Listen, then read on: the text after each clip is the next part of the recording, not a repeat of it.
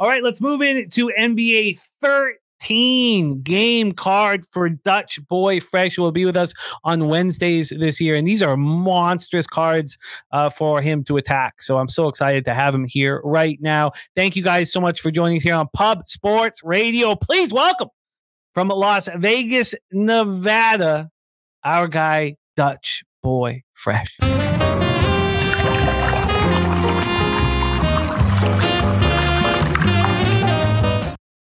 Dutchy, what's good? Hey, salute to you, all the real ones holding us down in Wi-Fi land. It's all love.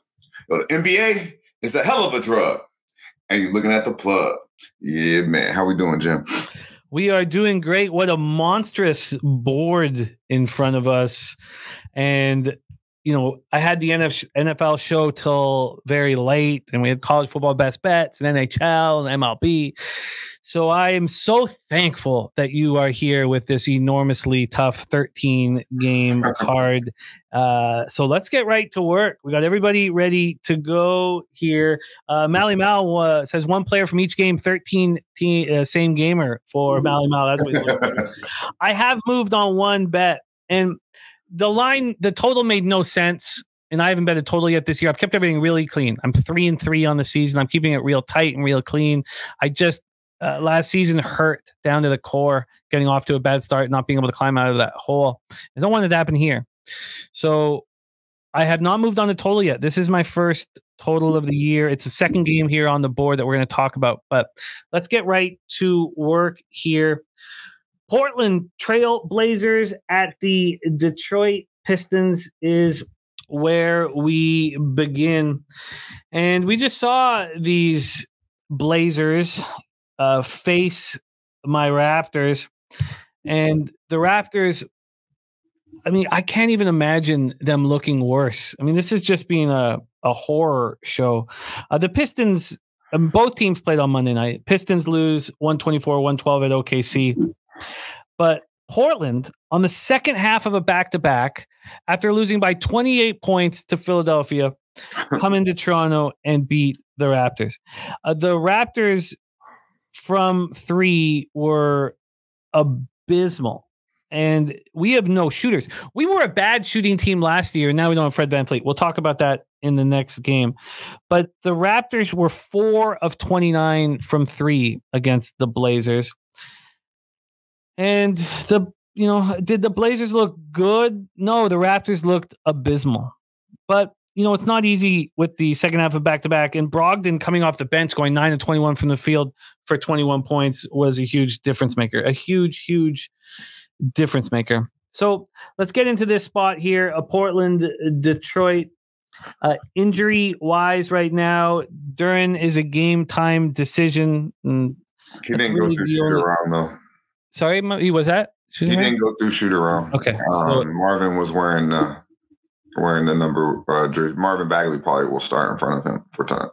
Okay, Bagley will start. And then Simons, we know, is out. Let's get into the line history here for this one. Let me quickly move over to NBA. Game 1 of a 13-game card, and we have Dutch Boy Fresh to lead us to the cash. Detroit sitting here right now at either 4 or 3.5 point favorites. My bookie at the 3.5. Pinnacle at the 4. This opened up at 4.5, dropped to 4, dropped to 3.5, and then moved back to 4 at 8:30 this morning, and then up to 4.5. So we've had U-shaped movement on this one. From a total perspective, we have. Sorry, let me get this moving here. From a total perspective, I'll have this all set up faster for the rest of the games, but we're sitting at a 216. A pretty low number. It's actually 216.5 at Pinnacle. This opened up at 214.5, and it dropped down to 213. So since then, we've had a 3.5 point move towards the over. And from a cash flow perspective here for our first game in NBA, we have 30% of tickets and 43% of cash on the Blazers, 79% of tickets, 80% cash on the over. Take it away here, Dutchy, our first game on the card, Blazers Pistons. Yeah, man. I like the Pistons here. I do. Off a loss to OKC. They played Charlotte well. They played the Bulls well. Did lose, and they played Miami well too. As a 9-point dog, ended up losing that game by 1 opening night. And then obviously 12-point loss to OKC here most recently. Back at the crib, would like Durant out there. He's been playing fucking monster basketball, but I do believe these boys got some size without him. They are the number one rebounding team in the league. Short sample size, 4 games, of course, but they're the number one fucking rebound team in the league. Detroit Pistons, 3rd in assists, Jimmy, averaging 29 assists per game. And 4th from the arc here, 3-point range. They're shooting 40.7% to start out the season from 3-point range. Cade Cunningham's back running the show. With him out there, I mean, I believe he's probably the best player out there. You got him at home off a loss. You got a team that's plays defense too. They're top 10 in points allowed. So Detroit kind of, checks all the boxes. And then on the other side, you got a Blazer team that I just think they're suspect, bro. I mean, I think they I don't know what the fuck happened in Toronto, but you could pretty much fade the Blazers and be pretty happy with it. The Blazers are 30th. They don't share the ball. They're 30th in assists on the other side of that, only averaging 18 assists per game and shooting 28% from 3-point range. 12 points plus in both of their prior losses on the road. Outside of that, whatever the fuck happened in Toronto, I think it'll get right back to that. I like the Pistons here pretty easily. I got a -4. I think they win this game by double digits. As I mentioned, Durant would be nice to have out there, but I still think they have the edge on size. I believe, Ivy coming off a nice solid game off the bench. And as I mentioned, Cade Cunningham running the show. I believe they get the win here in Detroit at the crib. -3.5 is available at some books. So we'll give you that -3.5 on the Pistons. -3.5 at -110 to get. It's Durant, but my bad. I think that's because Durant didn't go through shoot around, so the line's dropping, No, that's important. It's important to, if there's a market move, to explain it immediately, be able to explain it immediately. If you can't, that's when you want to possibly hold off. Billy Briz in the house with us. We got a great group in the chat, so let's keep rolling here. Dutch is on the board with the Pistons -3.5. Milwaukee Bucks at Toronto Raptors is the next up for us at Scotiabank Arena. Bucks 2-1. This is their first road game of the year. Raptors 1-3, 1-2 at home. Who's going to dictate pace in a basketball game like this is the question you have to ask. And I wanted the under 224 last night, but I was like, you know what? You haven't bet a total yet this year. Go to sleep and wake up and see what the total is at, and if it's moving in your direction, then, you're all right. And it was -223. Since then, it's gone back up to 224.5 and dropped to 224. That upsets me. Wine Time says, I know it's crazy, but he's on the Raptors +5. All the bets and money's on the Bucks. The line won't budge. If Vegas isn't scared of the Bucks money, then neither am I. Raps +5. Don Play wanting the Bucks first half and full game. Don Play, heavy Markel with you on the Pistons, by the way. And Don Play says Raptors don't have a go-to man to make the bucket when you need him. I don't believe in Scotty Barnes. Don Play says Siakam should be that motherfucker, and he has his moments, but Siakam definitely should be that guy. Yeah, the belief in Siakam has been waning here in Toronto. The Bucks come in off that 122-114 home win over Miami on Monday.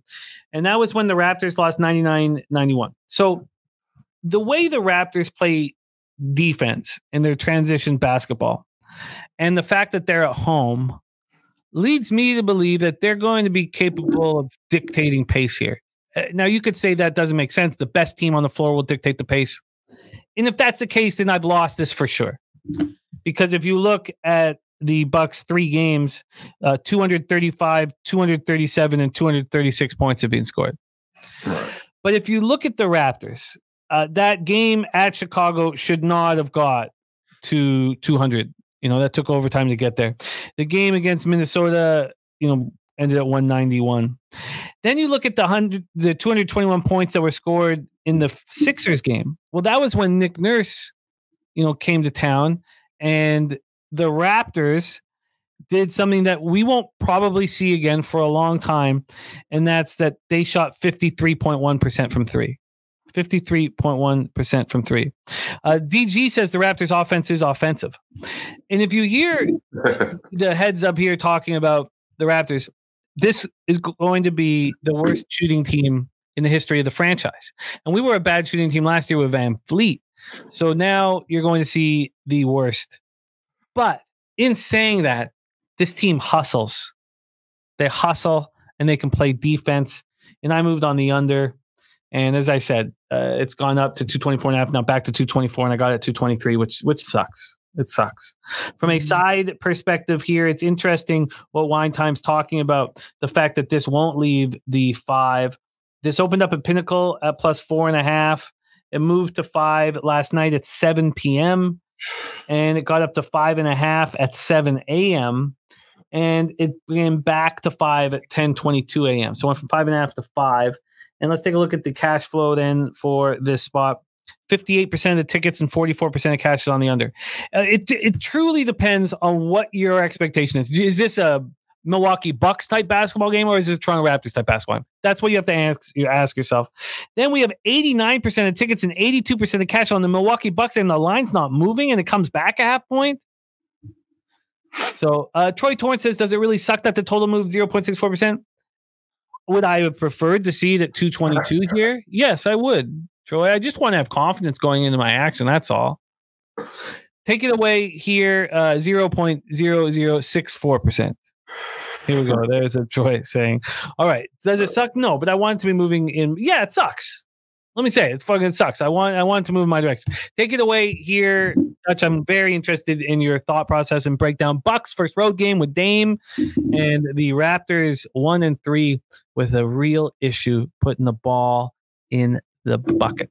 Yeah, man. Shout out to our guy Jay Peasy. If you didn't know, he's on the motherfucking intro. And I like what Wine Time's talking, man. I really do. I think this is gonna be a close basketball. I think he was with us on the Knicks last game, and we ended up pushing at 4. He was one of the few that was in on the chat against Boston game 1. So kind of the same feel here, but I'm right with them, man. I'm on the Raptors plus 5. We talked about it last Wednesday. How this I feel that they're suspect from the perimeter, and it's only shown it. I mean, you touched on it through that whole breakdown, how fucking suspect they are from the perimeter. A little worried about that, but overall, they're going to have their moments. I do think this is a good spot here for the Raptors. They're off 3 straight losses. And then you touched on most recently an embarrassing loss to the Blazers. But at home, they're 12-4 straight up last 16 overall at the crib. So they do usually handle business in the North. And they play well against the Bucks. The Bucks first road, obviously you mentioned this as well. This is the Bucks first road game. They're 2-6-1 ATS last 9 meetings versus the Raptors. 3-6 straight up overall versus the Raptors. I think they match up pretty well with Giannis and the boys, and then we'll have a little bit of trouble for Dame as well with the height. One thing Toronto does have is length all over the fucking place, and I believe Schroeder will play with a chip and attack Dame. He's that type of dude. So I look for Dame to be, probably backpedal a little bit defensively. I look for Schroeder to really have a game tonight. Siakam and OG, these boys are long and lanky. Should be a little bit of trouble for a Milwaukee team who's still trying to put it together. They didn't look very good against Philly. They looked real good in that first half. But this is a Philly team who is, James Harden missed the flight. They're trying to figure out trades. Philly's not where they're going to be, and you barely beat Philly at the crib. Then you turn around and get smacked by Atlanta and then beat Miami in a spot where, was obviously a spot for you. So Milwaukee hasn't shown me anything. I do believe Dame Time and Giannis and the crew will be elite by the by midseason, probably after the All-Star break. But right now, they're still trying to put things together. They lost some big pieces and obviously got a real big piece. So I think this is a nice spot for Toronto here. I think Siakam and OG got to attack. Obviously, we do need to make some perimeter shots. I do think Podol matches up pretty well with Brook as well, size. So I think it's a solid game here for a pissed off Toronto team who handles business at the crib. And who's been suspect against, and the Bucks, have been suspect against Toronto overall. The trends do lead all to Toronto, and it is a Toronto spot in my opinion. Now the Bucks score the fucking basketball. They're averaging 116 points per game. That's top 10 in the league. They're also allowing 119 points per game. That's bottom 10 in the league. So they do have a problem on the defensive end. As I mentioned, they're still trying to put it together. So attack these boys. Get them back up. Get them pedaling back off their feet. Don't settle for threes. Obviously, like I mentioned, we need some. But attack the fucking paint. And I think, get Giannis in some foul trouble. Giannis also is not making free throws. So in a close game, this is huge. He's bricking. He's back to the old Giannis from the free throw line. So +5, I think the Raptors are live to win the game. Obviously, we need a big game from Schroeder, Siakam, and Polo needs to match Brook, I think. And I think they get out. I think they handle business at the crib, but the +5 is good money. I love it. I love the breakdown. I believe all year the Raptors will play up to the level of competition and play down to it. You don't want the Raptors as a favorite. You don't want the Raptors against a bad team, but you want the Raptors against the best teams in the league. I think it's great. I love it. I love it. I'm very interested in tailing this. Raptors +5 at -106 for Dutch wine time already on them as well. Dan Kelly says, can Milwaukee's new coach handle the season-long pressure of contending? Robert Franklin looking at points, rebounds, assists over for Barnes at 31. Joe Yurkovich says Gary Trent bounce back. God, I hate believing in that guy. It's so funny how things change. Open shots, man. Go ahead. Oh no, it's funny watching them shoot. Like it's become like just humorous. That's the only way you can handle it. Kush God says Raptors are bad. It's clear though that this line at 5 with all the money on the Bucks is telling. It's just telling. I love the look. I think I'm going to join you on this one. Let's move on to the next spot on the board.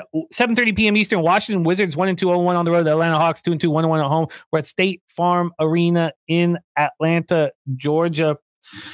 And Trae Young listed as a game time decision right now. Same with Gafford for the Wiz. Wizards come off that 126-107 loss at home versus the Celtics on Monday. Pretty ugly. Hawks have won back-to-back. You touched on that big win at Milwaukee, 127-110 on Sunday. And then they do it again. Second half of a back-to-back at home against the Timberwolves, 127-113. So if you look at this squad here, 226 were scored in that first game of the season at Charlotte, and that was I was on Charlotte in that one. And then 246 against the Knicks, 237 against the Bucks, and 240 against the Timberwolves. But with Trae being game time, it does kind of confuse it. Tyus Jones, Jordan Poole on the 1-2 here for Washington. It'd be fun to watch them go up against Trae. Let's take a look at the line history here for this one. This is a huge spread. We're sitting here at -8.5 for Atlanta. It's opened up at 8. It's now at 8.5. And from a total perspective, let's move over here. From a total look, we have it sitting at 238.5. It's opened up at 237.5. It's gone up a point. Take it away for us here, Dutch. Wizards, Hawks. Yeah, shout out to our guy, Res Mob. I see you, my dude. Not much here, Jim. We got a lot of games. Keep it brief. I think probably team total over Atlanta here. Atlanta's 8-2, last 10 versus these boys. Covered 6 out of the last 6 out of the 10. 7-3 to the over as well. So if you're betting this game, I believe it. There's props to be made. I'm gonna dig into the props a little bit later. I had a late night, so if I do get into any props, I'll tag you and we'll go there. I do have 4 plays for the day, and they're all sides. But yeah, I would look for Atlanta. Atlanta is pretty impressive there with that Minnesota win, and then obviously what they did in Milwaukee. Not high on Atlanta, but I do think they're better than a lot of fucking teams in the NBA, and the Wizards can't stop a fucking nosebleed. So I think this could be like an over like that game against the Pacers where it was fucking 140 at halftime. So yeah, I look for props here. I like the way Murray's playing as well so far in the brief start to the season. But yeah, it'd either be Atlanta or team total Atlanta. A lean at this point to the Hawks team total over as a lean from Dutch. Let's move on. Next up for 7:30 p.m. Eastern, Indiana Pacers 2-1, 1-0 on the road at the Boston Celtics, undefeated 3-0, 1-0 at home. We're at TD Garden, Boston, Massachusetts. An issue here with the Pacers, Halliburton and Matt are in both game time decisions right now. Pacers lost their first game of the season on Monday night at home, 112-105 against the Chicago Bulls. And move over here quickly. In this one, both Halliburton and Matt Duran played, and they played a lot. Not Matt Duran as much as Halliburton. Halliburton played 36 minutes here. They combined to go 10 of 27, both sitting here as game time decisions. So will we get, Nembhard and Buddy Hield or more of those two? Take a look at the line history here. Nasty Nate always appears when we talk about his Boston Celtics. -11.5 right now. Opened up at 11.5, dropped to 11, back to 11.5. And from a total perspective here, we're sitting at 235, opened up at 232.5 and got up to 235. And for you, Nasty Nate, I did play House of Pain for Ella and Carter. They were jumping all over the couches, wanted them to get a little taste of House of Pain. Take it away here for us, Dutch. Pacers, Celtics. Yeah, man. Sweaty Butcher, Mr. Exotic, I see you, my dude. Salute. This not much here. Honestly, it's kind of the same feel as the previous game, the exact feel. I think it's probably Boston picks the number, team total over Boston. And the question marks for Indiana. Obviously, you want to know if you're on Indiana, but I don't see why. I mean, Boston's looking pretty good early. They're going to score, and they're going to continue to score. So, team total over here for Boston would be my only thought. But yeah, nothing for me, Jim. In this one right now, 47% of the tickets and 81% of the cash on the Pacers. That line not moving. From a total perspective, 64% of tickets, 76% cash on the under. Let's move on to the next spot on the board. 7:30 p.m. Eastern. Brooklyn Nets at the Miami Heat. That's our next stop here. Game 5 of the 13-game NBA slate. Nets coming off that win on Monday at Charlotte, 133-121. That was on the heels of those first two losses. That home loss at Cleveland when I took the money line instead of the plus 2.5. It hurt bad. Then they lose 125-120 at Dallas. And the road trip continues here. Dallas, Charlotte, and now Miami. Miami 1-3 to start the year. Don't forget, Dan Kelly taking the alternative win-loss line for the Heat. Under 41.5 at plus 170. They've not looked good on that 3-game road trip, but now they come back to the house where they didn't look good against the Pistons, winning 103-102 to open up the season. Look good for a half. Let's take a look at the line history here for this one. Here we go. Move over to the point spread. Sorry, I accidentally had the total up here. While I have the total up on this other side, we're sitting at 222.5.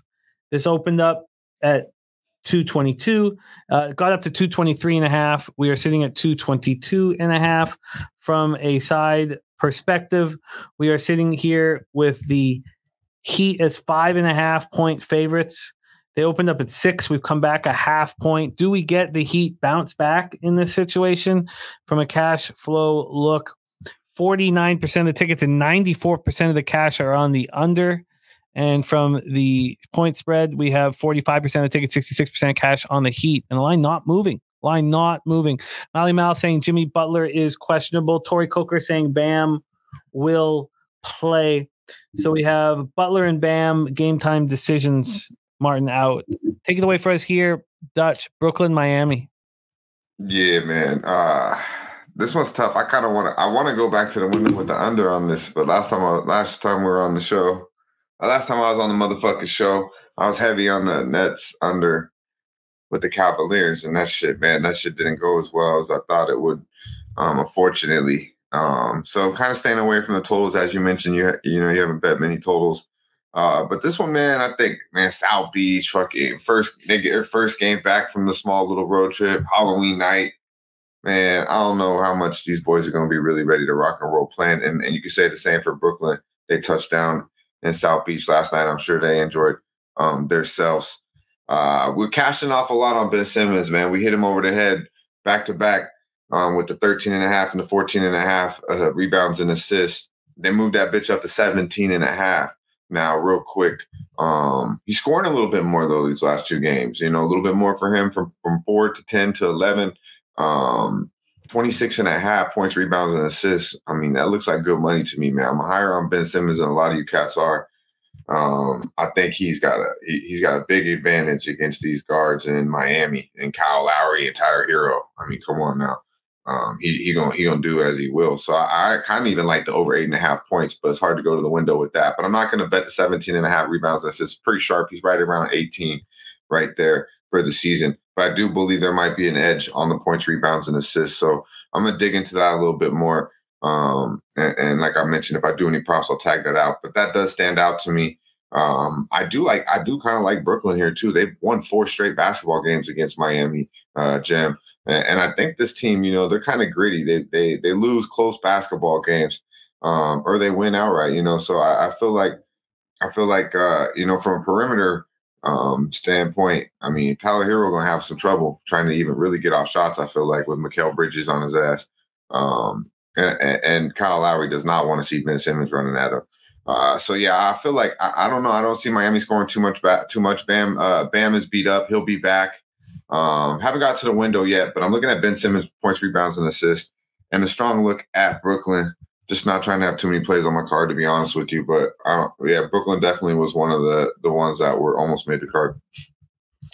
So we have leans to Brooklyn and Ben Simmons props, but nothing official at this point. LJ from H-Town in the house. He will be joining us on Friday for NBA breakdowns. He's got Tyler Hero over 23.5 points. As Nets allowed opponent shooting guards to average 33 points thus far in 3 games. Rants looking at the Cam Thomas' ass, man. He's like bucket 1 for 1. Shout out to Cam Thomas too. And that reminds me, shout out to LJ too, my bad, Jim. But 24.5 points, but it was like minus 137, I think, today. But he's went for 30 plus in all 3. I think Cam Thomas will probably continue to get off. So, I mean, I'm not going to lay the juice there. Maybe me and Dad Cab will put it in one of our sesh parlays. We hit one for plus 450. You inspired us, Jim. You inspired us. It wasn't a same game parlay, but it was a prop parlay, and we hit it for a 3 for plus 450. So we don't want to force it though. So we haven't put one out since Friday, but yeah, we're looking to get one out there. Oh, that's cool. Yeah, sometimes you just need a spark, something fun. It's a business, and you don't want it to ever become monotonous. And it's not. It's so much fun. The roller coaster ride's wild. But if I needed it. I needed to get out of it. I was not succeeding on the live streams, and I needed a boost, and it really did the trick. Let's move on to the next spot on the board. Cleveland Cavaliers 1-3, 1-0 though on the road at the New York Knicks 2-2, 0-1. We're at Madison Square Garden in New York. And injury issues here for the Cavaliers. Lot of game time decisions here for them. Jarrett Allen, Darius Garland, Ty Jerome, Karis LeVert, issues here. We know that Strus, Mitchell, and Mobley are good to go, but who else will be at this point? Cavs have lost 3 straight. We just saw them last night. So second half of a back-to-back, we saw them lose 109-91. And the Knicks, against the Knicks here. And we've already heard from Dan Kelly. He's on the fourth quarter Cleveland team total over 24.5. He's also moved on it at 30.5 at plus 440. So he's taking the alternate line at plus 440 here. The Cavs put up 39 points in the second half of that home loss. I mean, it's just very, very ugly and missing key pieces. That starting 5 of Wade, Mobley, Okoro, Mitchell, and Strus. I mean, that's not what people expected to start the year, and Wade looked awful. 0 points through 16. Mobley's a minus 19 in that game. Take a look at the line history here. God, this team is Jarrett Allen. We have sitting here with the Knicks at minus 5.5. They open up at minus 6.5, so we have a 1-point move towards Cleveland.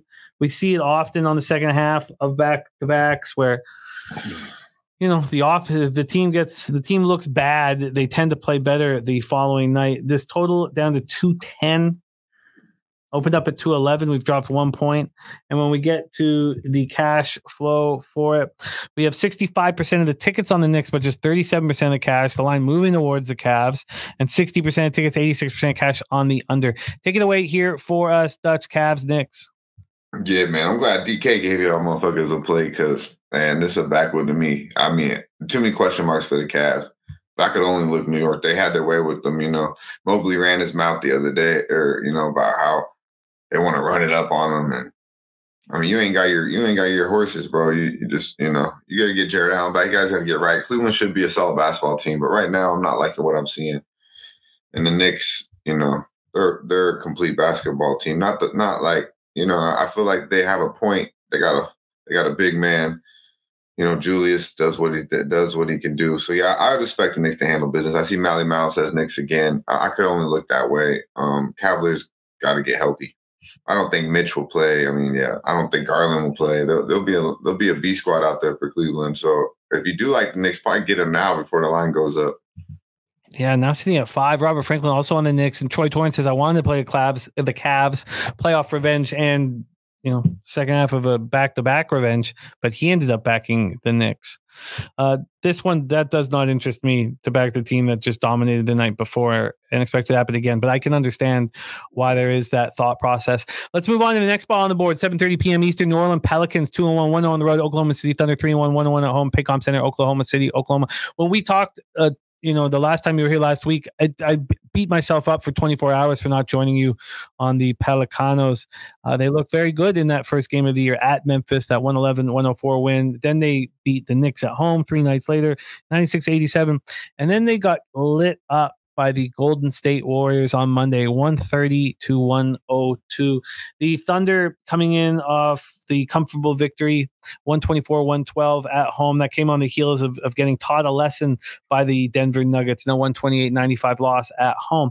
And the win over Detroit was the second half of a back-to-back.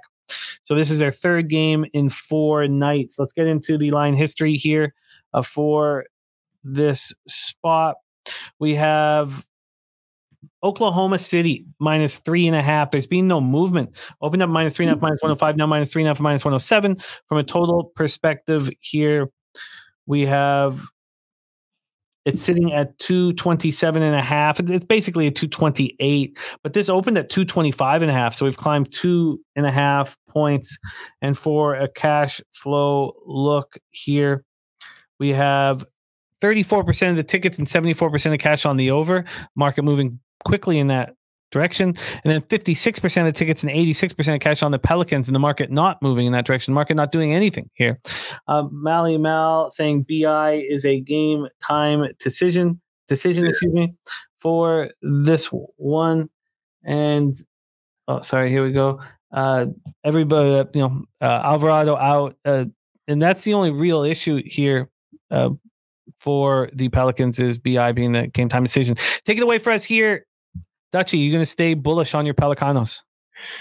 Yeah, that's a big issue though, Jim. I loaded up on them, against the Knicks, did the same damn thing against the Warriors, and BI ends up getting late scratch. Wasn't even questioned or nothing, so that, and to me, I mean, yeah, they're not the deep BI. I mean, he's the best player on the team now, but the crazy thing is it's like, all three of those players are damn near about the same as good, if that makes sense, But to me, BI's got to be the best player on the team. He's the most talented out of the three when it comes to all around basketball. But CJ nice and Zion's nice, but they're all nice at their own little thing.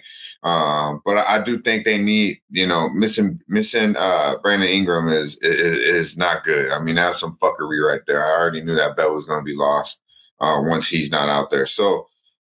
Tonight, this is a big game. Honestly, this is probably one of the better games to watch on the card. I am very high on the Pelicanos, but not if BI is not there. So simply, I like the Thunder at this line if Brandon Ingram's not in the lineup. If Brandon Ingram gets in the lineup, this is a game I might just stay off and watch and see. But I would lean towards the Pelicanos.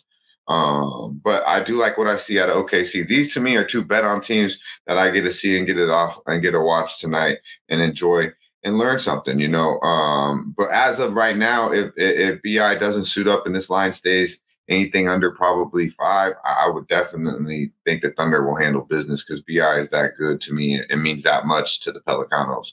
And him in the lineup, I think this is a good game. I think Pelicanos can win the game, but also can make cases for the Thunder too, and I wanted to see more of it. But yeah, I'm definitely really high on the Pelicanos this year, Jim. But this is one of these games where I probably would go to the window on the Thunder, and definitely with no BI. And we're still seeing, just like last year, teams missing their star player and stepping up, or are we seeing less of that early in the season, as much as we'll see later? Yeah, we've seen it a little bit, but I don't see. This is where it's like, I don't know if you call he is the star player, but I don't know if people really realize that. That's what I'm saying. I don't know. I think Zion might make more. If Zion's out, people might make more noise about that. To me, it's BI. Just like if CJ was out, it would be more to me than Zion. And that's just, I think the things they do are a lot more to the basketball team, to the Pelicanos. Not having Trey Murphy out there, not having Alvarado, these are things. Now you take out BI, it's pretty big. But yeah, I do think teams do step up, but this team's not that deep in the first place, and you're already missing 2 key bench players. So you need your top gun out there if you're going to be backing them and placing real money on these boards, Let's roll on to the next spot on the board, 8 p.m. Eastern. Charlotte Hornets 1-2, 0-0, their first road game of the season at the Houston Rockets, who have yet to win a game this year. 0-3, 0-1 at home. We're at the Toyota Center, Houston, Texas, home of our guy LJ in the Trill OG play of the day. Let's take a look at what's happened recently. Hornets lose 133-121 at home to Brooklyn. They'd lost to the Pistons right after they beat the Hawks. Didn't look good. So they've been off since that 133-121 loss at home Monday to Brooklyn. The Rockets come off a decent game on Sunday, lose by 11 at home to Golden State Warriors. That was on the heels of that overtime loss at San Antonio. And remember, that first game of the year for the Hornets was just a 30-point debacle at Orlando. So now they've had a couple days off. So they haven't played since Sunday, back to consecutive home games. Let's take a look at the line history here for this one, Charlotte and Houston. This opened up. Here we go. This opened up at a pick'em at a lot or at Bet Online. Here at Pinnacle, it opened up with Houston -2. They got to 2.5, back to 2, back to 2.5. That's where they stand right now. From a total perspective for this spot, we have it's dropping quickly. This opened up at 222.5, but it got up to 223.5 and then dropped to 221, got down to 220.5. So there's been buyback since it got down to 220.5, back up to 222.5. And when we take a look at the cash flow for this one, it's very even. You have 47% of the tickets and 54% of the cash on Charlotte. And from a total look, you have 68% of tickets and 87% cash on the over. And yet this is dropping towards the under. Take it away for us here, Dutch. Hornets, Rockets. Yeah, back with this motherfucker, Jim. I ain't even look at this game, bro. I mean, the Hornets, to me, I like Mark Williams. I like what I see at that kid. There's definitely, I might even look to see, get back into the prop with him today later on, but I'm trying not to force anything. And, but I do think he did a lot of work in the offseason, and in the right matchups, Mark Williams take advantage of his points and rebound props. Looking at Mark Williams lean there. Let's move on and see what's going on with the NBA champion Denver Nuggets. Nuggets look very good to start the year 4-0, 2-0 on the road. The Minnesota Timberwolves 1-2, 1-0 at home, though, at the Target Center. Last saw the Nuggets in that 110-102 win at home over Utah on Monday evening. That was the second half of a back-to-back. They had just beaten OKC by 33, and they had beaten Memphis 2 nights before that. So that game against Utah was their 3rd game in 4 nights. Now they have 2 games off. So this is their 4th game in 6 nights.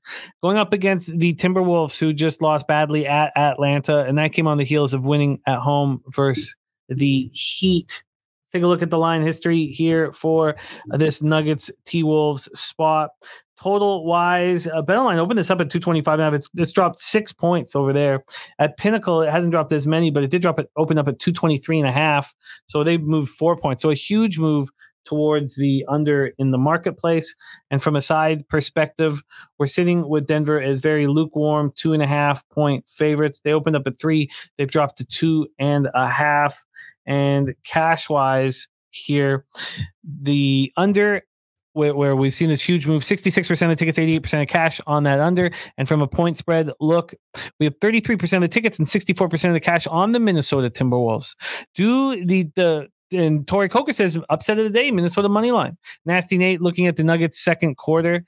Is this the upset of the day? The market is certainly indicating that the Wolves are ripe to put an L under the loss column of the Denver Nuggets. Take it away, Dutch.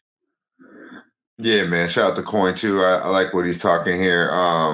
I think there's many chances for upsets there. I think the Raptors could definitely beat Milwaukee today. This is a game. I think if you go to the window in this game, it's hard to bet on Minnesota, especially against a team like Denver. But I do believe they are the right side. I haven't went to the window. I don't believe I will. But it is a revenge spot. I mean, they've lost 5 out of the last 6 of these motherfuckers, not and including getting bounced last year in the playoffs. I mean, it's just one game. Denver's got the best starting 5. Like, it's the best starting 5 in the league from a defensive perspective, just like as just what they do. I mean, they have the best starting 5, but the bench is a little light, in my opinion. Reggie Jackson is nice. This kid Braun. I mean, Reggie Jackson looking like he did back in Detroit. He's looking nice. This kid Braun will give you good minutes, going to give you real good effort. But they look a little light in the bench to me. Minnesota, obviously, I think they're still trying to figure it out, though, Jim, with Towns and Gobert. And it's like, how are you still trying to figure this shit out, bro? I mean, you got a point guard in Conley who should be able to run the show. I'm not saying he's the best fucking guy, but he's a point guard. And you got Ant-Man, this dude, he's an elite talent. And Towns, Towns is a good basketball player. He just don't bring it every fucking night. So Minnesota's just a confusing team to me. They have, to me, the best big man in the league off the bench in Naz Reid. I'm a big fan of Naz Reid. It's hard to go to the window, man. It's hard to put real money on the Minnesota Timberwolves, just being real, man. I like them against teams.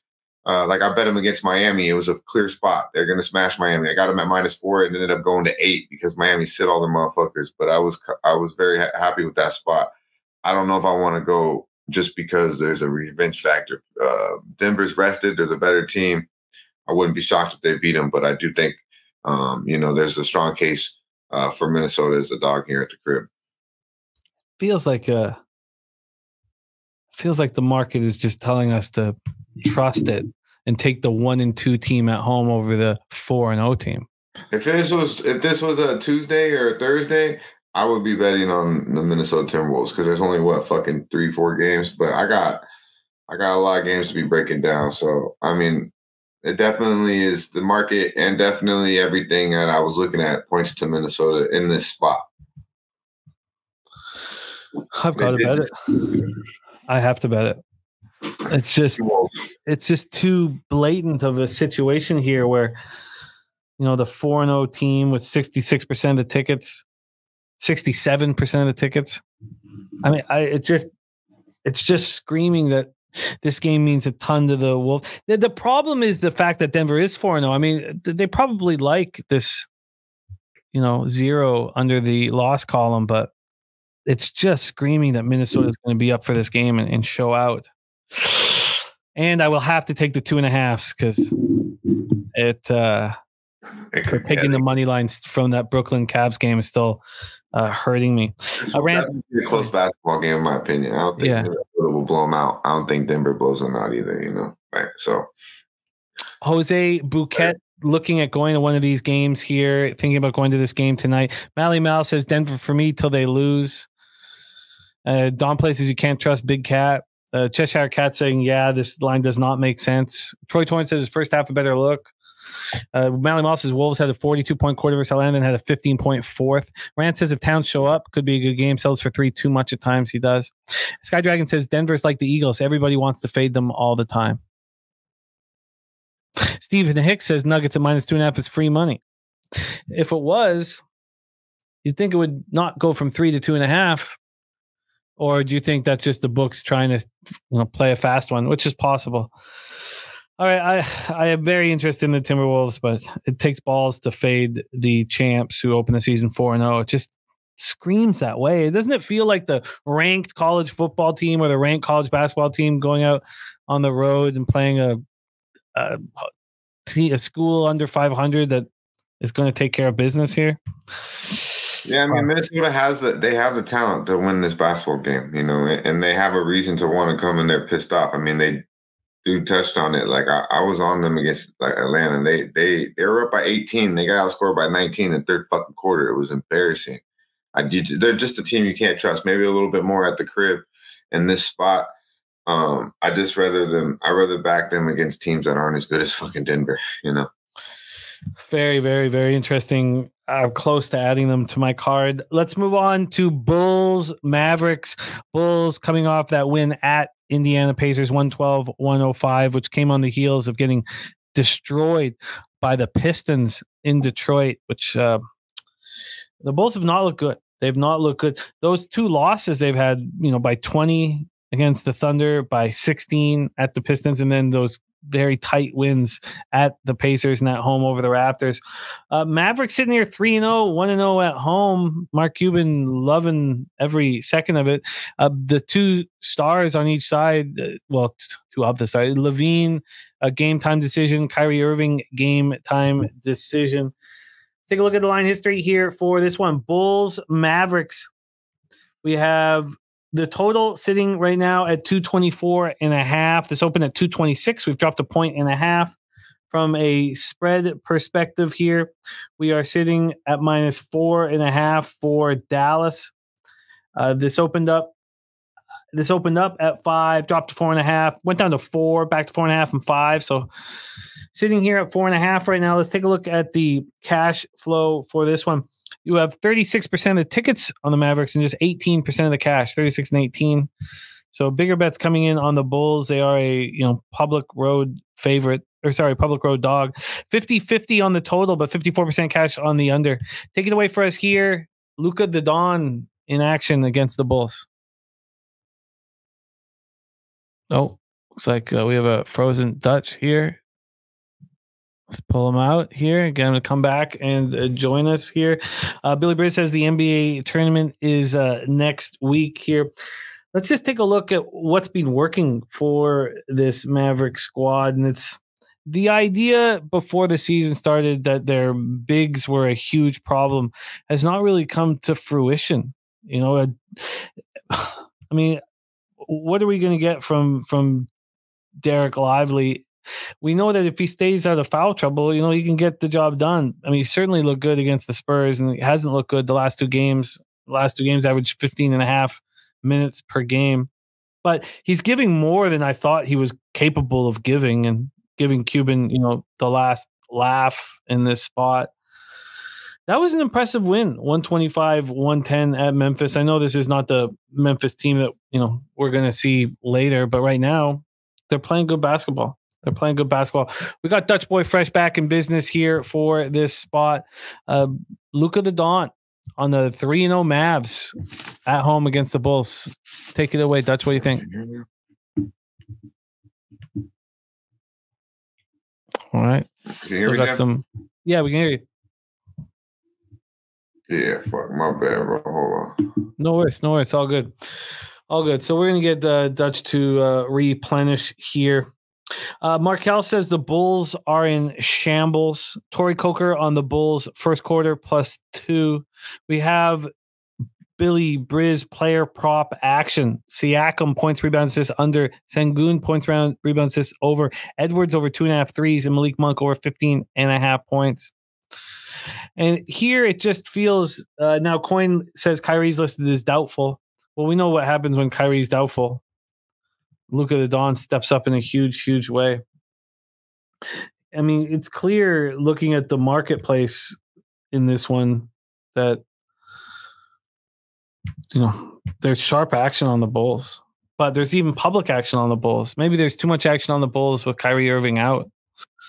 So it's a questionable spot here where, I at this point, I guess I would say that I can only look towards the Chicago Bulls here at this point. So why don't we touch on the next?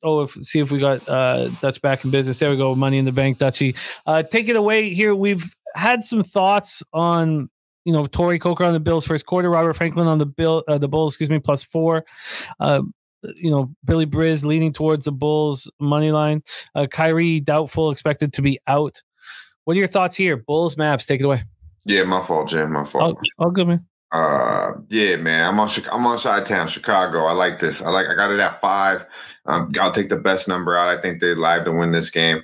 The Bulls are 2-0 straight up. Last two meetings versus these boys last year. They've had their way with them actually as well. They've won 6 out of the last 7 meetings, covered 6 out of the 7 of those games.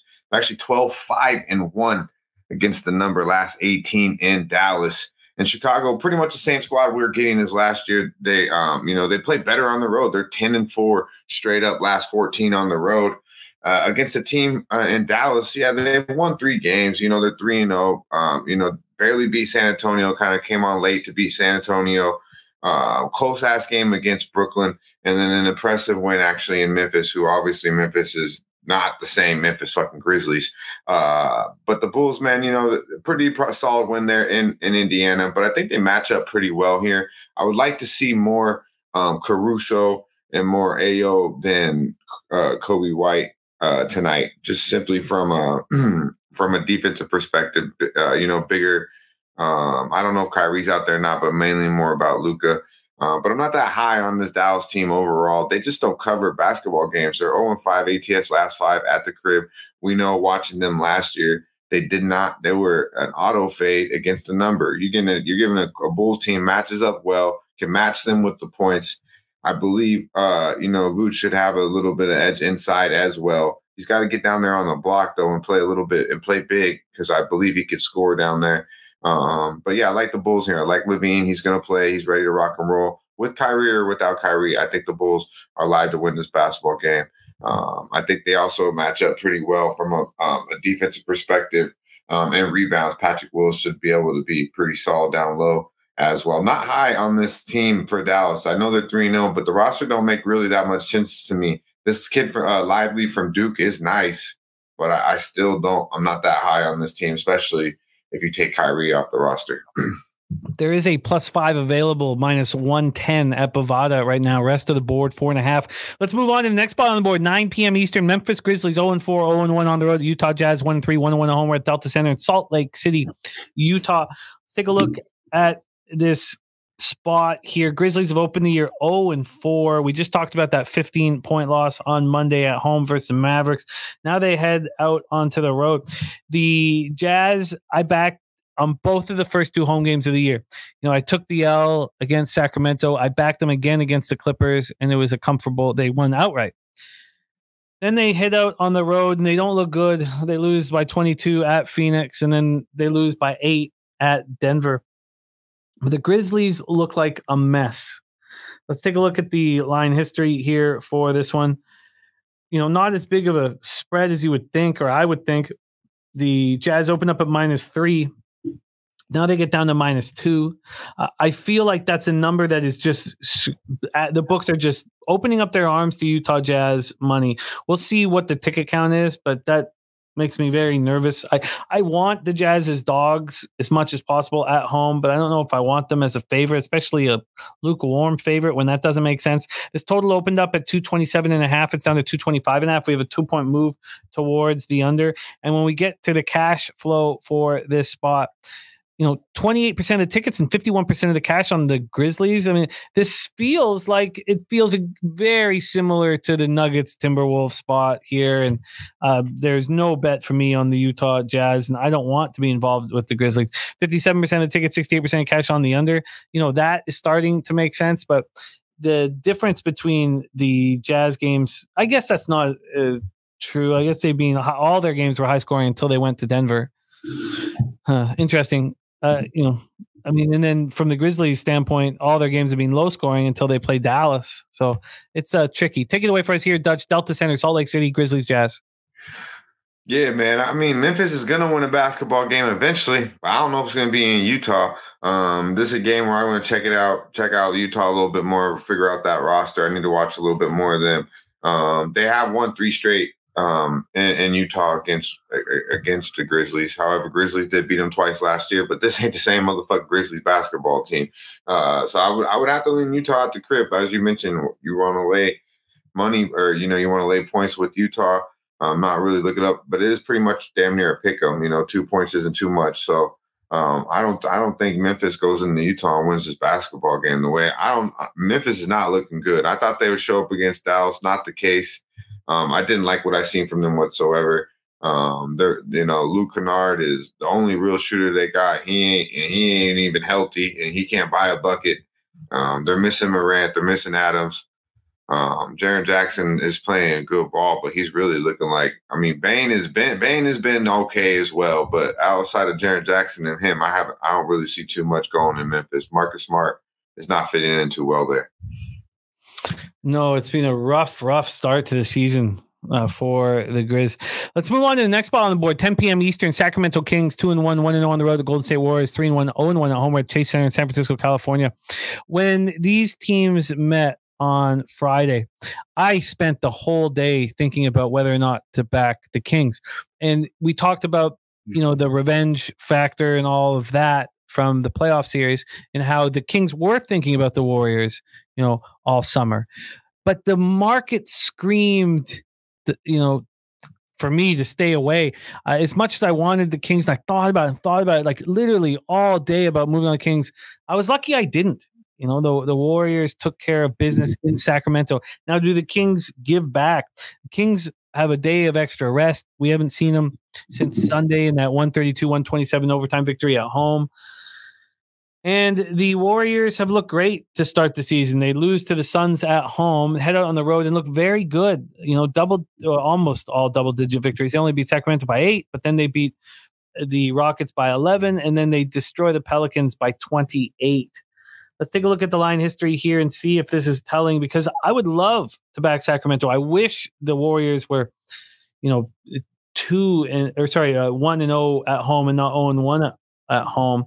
But this is a wild spread. I mean, we're sitting here with the Warriors opening up -7 and -105. It gets to 7.5 and it comes back to 7. I immediately think this is too many points, but obviously, the books are actively trying to beat us and they want to put out numbers for that. You'll think that. This total is sitting at 227.5. It's gone all the way down from 233. That's just a monstrous drop, an absolutely monstrous drop here. Fox out. Obviously, that hurts, but Devin Mitchell, Herter, Barnes, Keegan Murray, and Sabonis. For the Warriors, Curry, Thompson, game time decision. Kuminga, game time decision. You got Wiggins, Green, and Looney. Go over to the cash flow here. I mean, if the whole concern is just that, Fox is out, it makes me want to back the Kings here. 45% of the ticket, 67% cash on the under. I mean, that's clear, sharp money. This total is just being decimated. And then we have 42% of tickets, 69% of cash on the Sacramento Kings. Take it away, Dutch. Do we back the Kings at this number without De'Aaron Fox? I can't do it. De'Aaron Fox is that good to me. I'm not going to do it. I mean, I bet the Sacramento Kings because of De'Aaron Fox. I'm just going to be real. I like this kid a lot. He's clutch too. Fourth quarter is when he really is, a killer. I like what Billy said. Shout out to Billy Bridge. The usage of Monk should go up. He only had 9 points against these boys a couple nights ago. Did have 22 against the Lakers. I was on that game. I didn't. I did go to the window with the Kings against the Warriors, and I lost that. But then I went back to them, and they handled business for me with the Lakers, and Malik Monk was the big reason for that. So I think he's not going to be starting, obviously, but I think his usage will go up without De'Aaron Fox. Look for him to, if you like Sacramento, maybe look his way. Props. Also. I like this. Sabonis, Sabonis is nice, man. I don't think they really have anything for Sabonis, but his props get pretty juiced up. But yeah, man, Stephen Curry's locked in, bro. He really is. He's locked in, and he's playing outstanding basketball.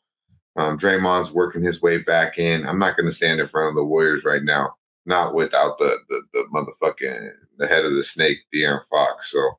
I could see why people making the case for the Warriors or for the Kings. Maybe Warriors are in cruise control, but 7.5 ain't really that much when Curry's knocking down them threes like he did in Sacramento. So I would look Curry too. I mean, this game could be a blowout though. I'm not gonna lie to you. So I would be slight on the Warriors props.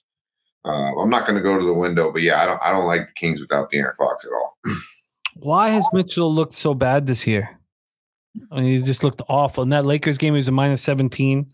He's played right now 41 minutes of basketball this year, and he scored 5 points. He's shooting 22.2% from the field, 20% from three. I thought he was a real formidable backup for the Kings. I mean, I think he's a defensive asset. I never really like anything from him, and right now he's in an ultimate slump. But I don't like his offensive game. I didn't like it at Baylor, so I think he's more of like he's got to work on that three to make an open shot. But he brings defense. He's a defender. So but he ain't gonna he ain't gonna be walking in De'Aaron Fox's shoes. He's gonna be looking real bad when he's starting for De'Aaron Fox. Okay, well, that is a comfortable talk off. I will not be on the Kings here. Let's talk about the final game on the board. 13 of 13 here with Dutch Boy Fresh. Great job again, Dutch, on these Marathon Wednesdays. You're so helpful to the show. LA Clippers, LA Lakers, Crypto.com Arena in Los Angeles, California. We have, a world of change happening for the Clippers, but Harden and out. Tucker game time decision right now. Kawhi game time decision. Terrence Mann game time decision. Enjoy trying to figure out when to bet the Clippers this year. For these Lakers, Reddish game time decision. Rui Hachimura game time decision. Oh no, Rui out. Sorry, Rui and Vanderbilt out. Gabe Vincent game time decision. I mean, Jesus, it's just a YMCA Seniors League when the Clippers and Lakers are playing each other right now. Let's go into the line history here for this one. We have the Lakers opening up at -5.5. Its line's been all over the place. It opened up 5.5, got to 6, back to 5.5, got up to 7. This was -7 this afternoon. This was -7 until 12:23 p.m. when it just came back a half point. But now the Clippers are juiced at 6.5, so it's going to be 6s again. Market just all over the place, absolutely all over the place. Will Hill just moved this back to 6, so it looks like that's going to happen market wide. From a total look here, we have a 226. This opened up at 224. It's gone up 2 points. And a look at the cash flow for this spot. We have 68% of tickets, 71% cash on the Clippers. And from a total look here, we have 59% of tickets, 73% cash on the under. Dutch Boy Fresh, Clippers, Lakers, last game on the card. Take it away. Yeah, man, I'm actually happy I put the unit on it when I did. I threw it on there's 7.5 at BetMGM. I got it at -115. Wow.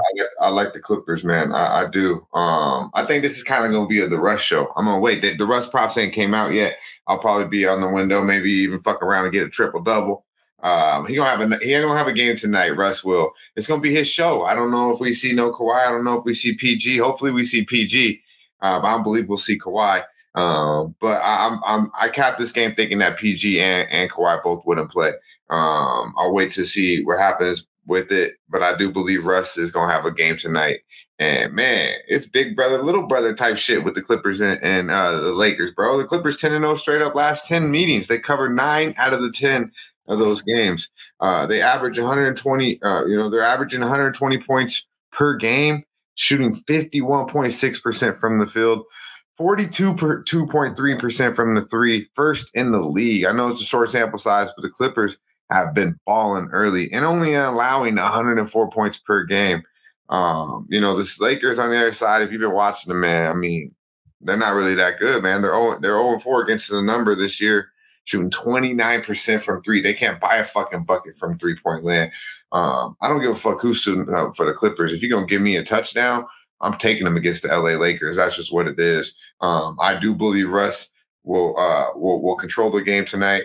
I think you get Zubac out there. You have Miles Plumlee, and you still have Bones Highland, Norman Powell. I mean, these are guys that are going to compete against the Lakers. It's just what it is.